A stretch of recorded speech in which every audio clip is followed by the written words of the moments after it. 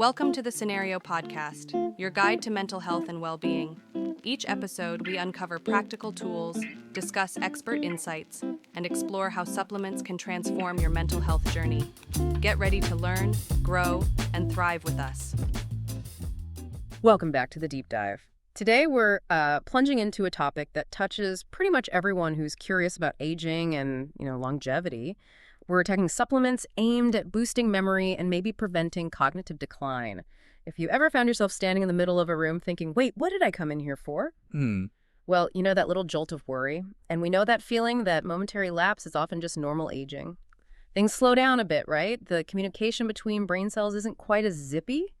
But then you see all this marketing, omega-3s, high-dose vitamins, exotic herbs, all promising to be the shield against serious decline. We've got a stack of sources here, and we're going to see what actually holds up. And that's exactly our mission today, to really guide you through all that noise, because the supplement industry is huge, and it's obviously playing on that very real desire we all have to protect our brain health, especially, for those 50 and older. So we're going to stick strictly to the source material, cut through the sales pitch, and show you what the credible, peer-reviewed science actually supports when it comes to memory. Okay, let's get into it then. We probably should start with the absolute basics. The good old multivitamins, kind of the scattershot approach, right? Does just taking a general daily multivitamin actually, move the needle for cognitive function? Or is it just, expensive pee? Yeah, it's a really important starting point, but its benefits seem quite targeted. What we found in the sources is that multivitamins seem to fill these small but potentially critical nutritional gaps. They support, the basic housekeeping of brain cells and help fight off something called oxidative stress. Think of it like chemical rust that ages your neurons. Okay, so it's less about building some kind of super brain and more about making sure the foundations are solid, like patching the roof before you renovate. Precisely. That's a great way to put it. If you're actually nutrient deficient, a multi can act like a quick patch. Our sources do mention studies showing slight improvements in short-term memory for some older adults taking multis with things like B12, vitamin D, antioxidants over several months.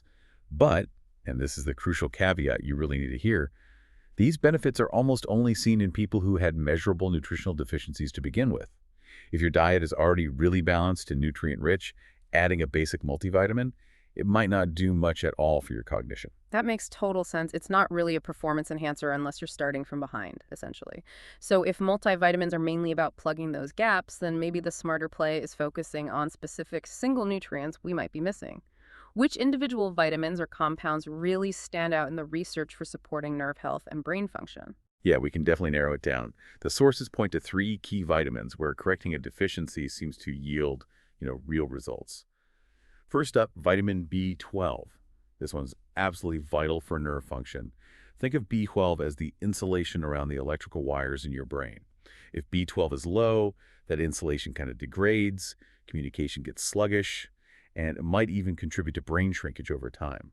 So supplementing B12 is really essential, particularly for vegetarians, vegans, or older adults whose digestion might not absorb it as well. Right, absorption is key there. Exactly. Then there's vitamin D. This one's fascinating. It's way more than just a bone vitamin. It actually plays a pretty significant role in overall brain function. And some data, according to our sources, suggests it might even reduce the risk of dementia.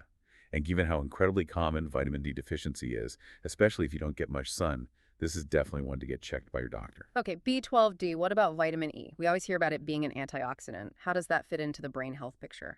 Vitamin E is all about protection. It provides this crucial protective layer for the delicate cell membranes in your brain. Its antioxidant effect helps shield those membranes from damage by free radicals. Remember that rust.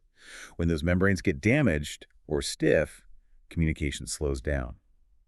So yeah, we found sources recommending vitamin E specifically for older adults because that protective quality becomes even more important against that cumulative age-related wear and tear. So those 3 are like foundational insurance policies, especially if you're deficient. But let's talk about the one that gets probably the most airtime in the memory supplement world, omega-3 fatty acids.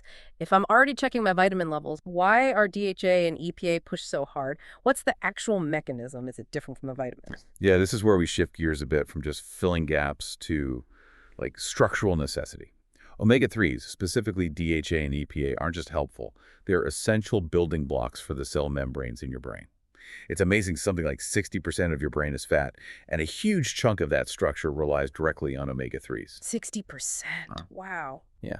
So if you picture your neurons trying to talk to each other, the omega-3s help keep those cell membranes fluid and flexible. And that flexibility is absolutely critical for efficient signaling across synapses. That's the process that lets you learn things and recall memories quickly. If the membranes get stiff, the signals just don't transmit as well. It slows everything down. And what the research suggests is pretty compelling here. Taking about 1,000 milligrams daily of a good quality omega-3 supplement seems to actively benefit older adults, and especially those at higher risk for cognitive issues. It's actually one of the few supplements where our sources pointed to a specific evidence-backed dosage range for brain health. Okay, 1,000 milligrams daily. That's a concrete takeaway. Now, here's where it gets really interesting, I think. Beyond these, established fats and vitamins, the market is just overflowing with exotic herbal remedies and proprietary blends. I see them everywhere. What did our source material tell us about the really popular ones like ashwagandha or maybe lion's mane? Right, and this is where we really need to step carefully and stress that the science, for the most part, is still very preliminary. These herbs are generating buzz, absolutely, because they show some promise in early studies for tackling those key issues, oxidative stress and chronic inflammation. Okay. So ashwagandha, for example. It's known as an adaptogen, which means it might help the body cope with stress. The idea is by maybe lowering cortisol, it could indirectly help cognitive function. Curcumin, which comes from turmeric, is famous for its anti-inflammatory and antioxidant properties. That's well established in general health, but the brain-specific links are still being researched heavily. And then you mentioned lion's mane mushroom. There's some initial animal research and a few small human studies suggesting it might support something called nerve growth factor, which would potentially lead to memory improvements. But potential and preliminary seem like the key words there. If the data on something like lion's mane is still just starting out, why are these things marketed so aggressively already? Is there any downside to trying these under-researched compounds? That's exactly the tension, isn't it? Between the marketing push and the actual scientific validation. The critical context for all these popular herbs, ashwagandha, curcumin, lion's mane, even ginkgo biloba, which has been around forever, is that the solid human evidence for significant memory improvement is mostly preliminary. The studies are often small, sometimes they're only done on animals, or they just don't have the long-term follow-up needed to really confirm a lasting benefit in healthy people. Take ginkgo biloba. It's been studied for decades, right? But when independent researchers look closely at the clinical trials, focus specifically on memory enhancement in humans, the results are just, well, they're really mixed, not consistently positive. It's kind of the classic example of an ingredient that stays popular because it sounds promising, not necessarily because it's proven to, say, reverse significant memory decline in most people. You have to understand that promising early signals are not the same thing as confirmed effectiveness. That distinction is so important. Okay, now let's tackle the elephant in the room, the big commercial names. Products like Prevagen, for instance. They make huge, very bold claims on TV about reversing memory loss.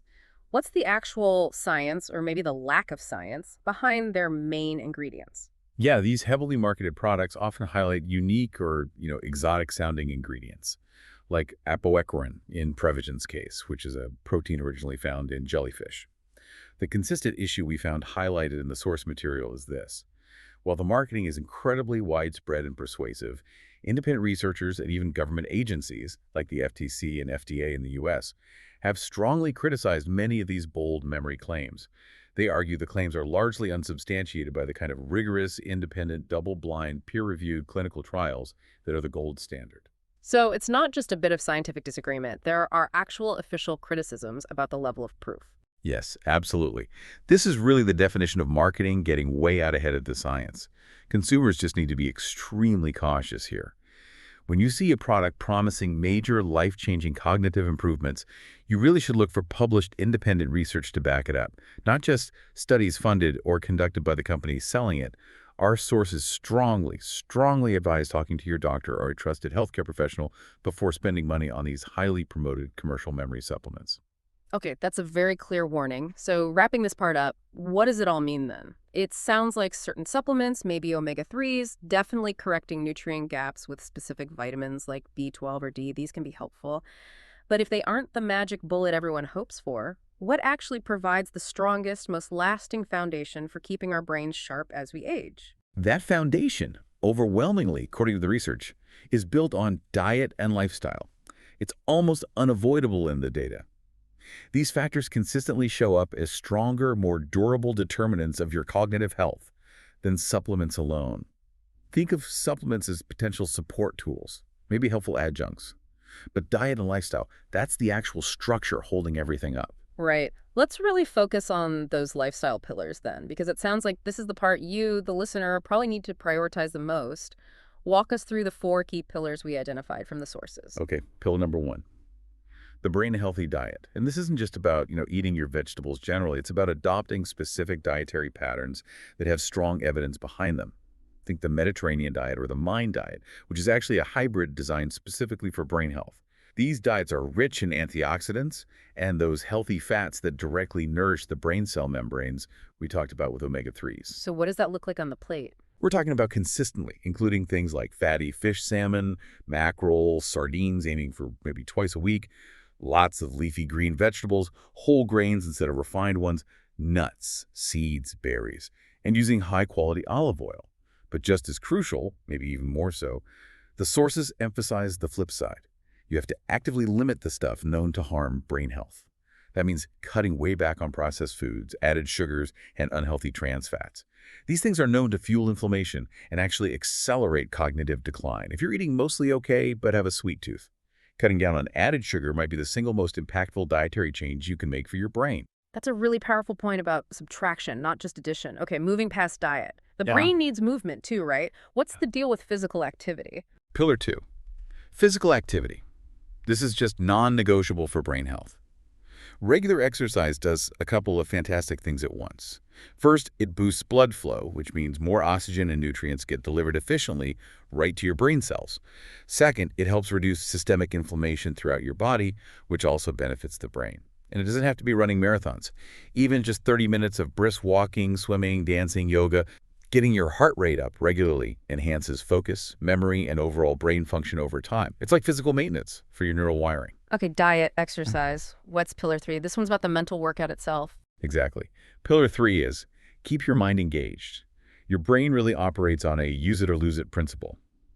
Actively challenging your brain stimulates the growth of new connections between neurons, builds cognitive reserve, and that actively reduces dementia risk, according to large studies. So this means lifelong learning. Things like doing puzzles, reading complex books or articles, learning a new language, picking up a musical instrument, or even just having rich, engaging social interactions. Socializing is actually a pretty complex cognitive workout. I like that socializing as a workout. It really is. And finally, pillar 4, and this is one people often neglect until it really bites them. Prioritize sleep and stress management. Getting enough good quality restorative sleep is absolutely critical. That's when your brain does its vital housekeeping, including consolidating memories, filing away everything important you learned or experienced that day. On the flip side, chronic stress is terrible for the brain. It floods your system with the stress hormone cortisol, which over the long term can actually damage and even shrink brain cells, particularly in memory areas like the hippocampus. So techniques like meditation, mindfulness, deep breathing, spending time in nature, these aren't just nice to haves. They're essential tools for actively preserving your cognitive vitality by managing stress. That really paints the big picture. It puts supplements squarely in their place. Their support may be, but they're definitely not the main event. So to bring this all home for everyone listening, supplements like omega-3s, maybe correcting specific vitamin deficiencies if you have them, especially if you're over 50, they can be beneficial. But they aren't magic pills. They absolutely have to be part of this bigger, comprehensive strategy involving diet and lifestyle. Absolutely. That's the key takeaway. And if you're wondering about the practicalities, just remember a few final points from the FAQs we reviewed. First, if you are noticing some mild memory slips, the very first place to look is those lifestyle pillars. Often things can improve naturally just by getting better sleep, managing stress effectively, and cleaning up your diet. Don't jump straight to pills. Good point. Second, if you do decide to try a supplement based on evidence or a doctor's advice, patience is key.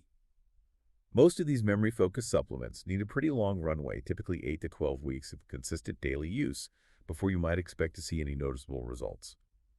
And that timeline really depends on your individual factors, your age, your overall health, your starting nutrient levels, your diet. And lastly, safety first.